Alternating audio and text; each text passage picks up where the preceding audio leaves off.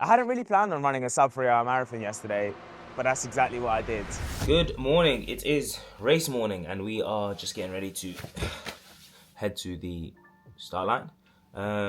Making sure I'm not wearing. Oh, you can't even see me. Goodness me. Making sure I'm not wearing my super shoes because I definitely do not want to race this race. I just wanna run for fun, and if I'm not running with speed, then there's absolutely no point wearing a carbon plate.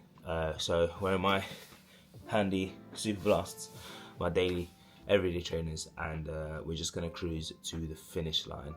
So I will take you with me on the course. Maybe not on this camera, on the phone, just because it's easy to carry. But yeah, wish me luck regardless. You know when you get to the front, you just feel nervous for no reason. That's me right now. I'm literally the most chilled I've ever been for a marathon, but I'm soaking up people's nerves and now I'm feeling the nervous. Make it make sense. I started off with one of my friends, Jay Surrey, and he was going for like low 250s, and I knew that I wasn't going to be able to do that because that would have been a bit of a stretch for me. And I let him go off after 2K. We were filming a bit in the beginning, and then I let him go off and do his own thing. And I said, I'm just gonna ease off. But because we started so quickly, when I eased off, it kind of felt like a comfortable pace. And I was like, I'll just hold this for however long I can hold it for until, until the hills start or until I start feeling less comfortable, and I'll drop it back, because this was the only race that I was ever gonna run like off of feel. I had no intention of like looking down at my watch and constantly checking my splits. Which I didn't actually do. The only time I check my watch is to see how far into the race I was and how, because I wanted to time my gels. And speaking of gels, I was using this as a trial run for the new Cadence gels. And actually my first impression, I'll put up my first impression. We're 5K now, so it's the perfect chance to give it a go. See how these gels taste. Might do it live. Taste test on this, let me just switch hands. Taste test the new Cadence gels, making sure that they work, making sure that we are getting the best possible product out there on the market. So really pretty cool. It's nice and easy to tear, which is a good thing. It's the first time we're having it. Oh, that's nice. That's very nice. It's quite smooth. It's not like thin, but it's not also thick and like bitty. It's nice. Wow. But I was trying the new gels to make sure that they were good enough to get me through the rest of the training block and then Chicago, and they were. It was just a training run, and on my runner plan, I had conversational pace, and it was meant to be 42K at conversational pace, and I had no one to talk to for the first like 5-10K after I've left Jay. And then I bumped into one of the other runner ambassadors out here, Mary McCarthy, and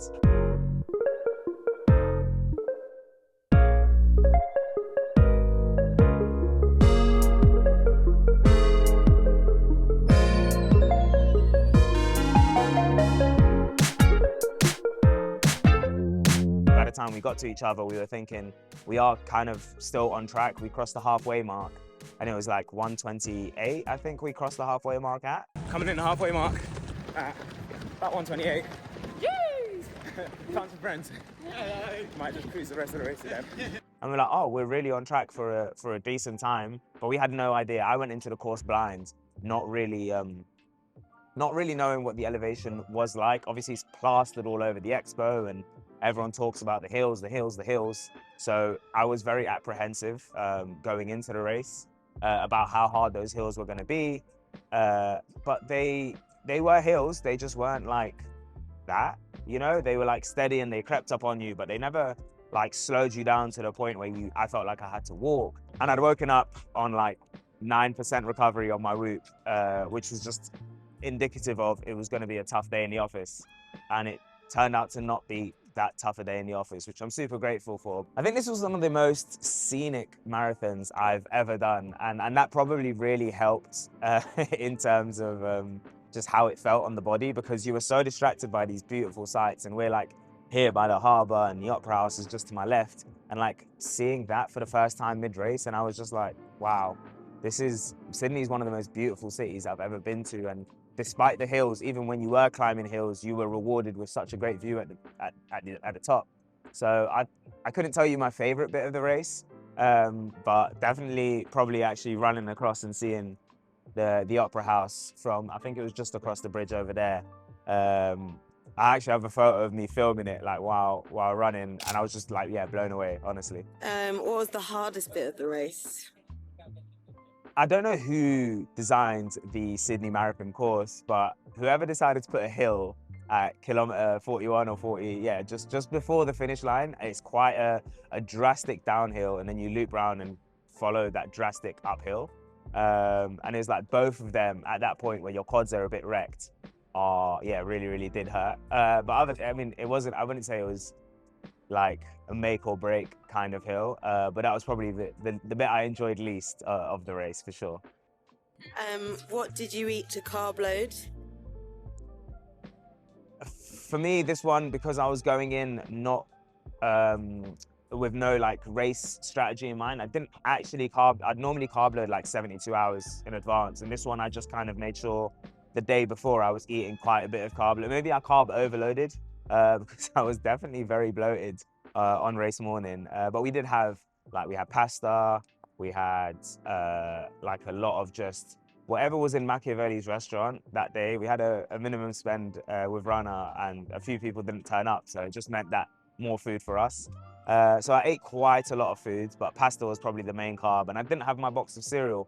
And you guys know mentally, if I don't have my box of cereal, I'm not with it, I'm not in it. And I had a lot of Cadence carb bars, so that helped. I had about 4 protein bars as well. I know we're supposed to avoid fiber, and you know, you're supposed to drop down your protein intake when you're up in your carb intake. And I think also that's where a lot of people go wrong. They just try and up their carb intake without like replacing the rest, so they just end up overeating. The goal is to reduce your protein intake and up your carb intake.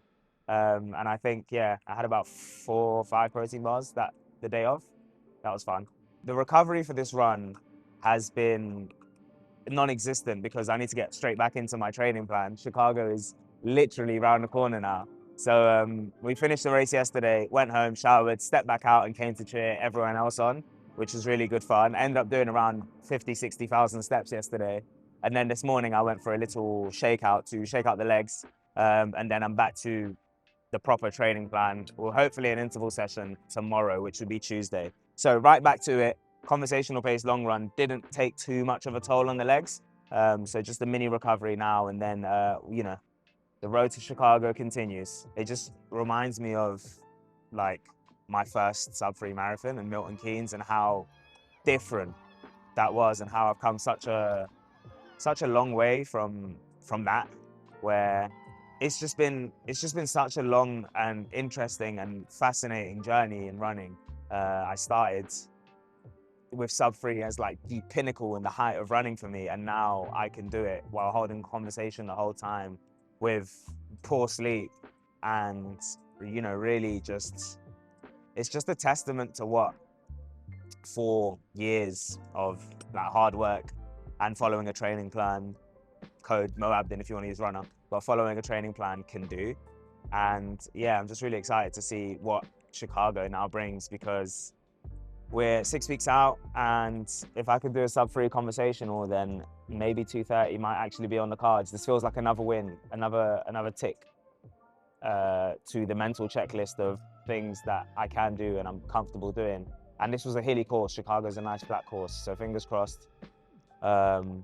Fingers crossed Chicago is going to be a really good day. If you want to see how the rest of the journey goes, I'll be obviously heading over to Tokyo in a couple of days, and then we will be in Berlin and then in Chicago. So if you want to see how that goes, then make sure, yeah, you subscribe, like, comment something super friendly, because the last post got a couple of hate comments and that got me down.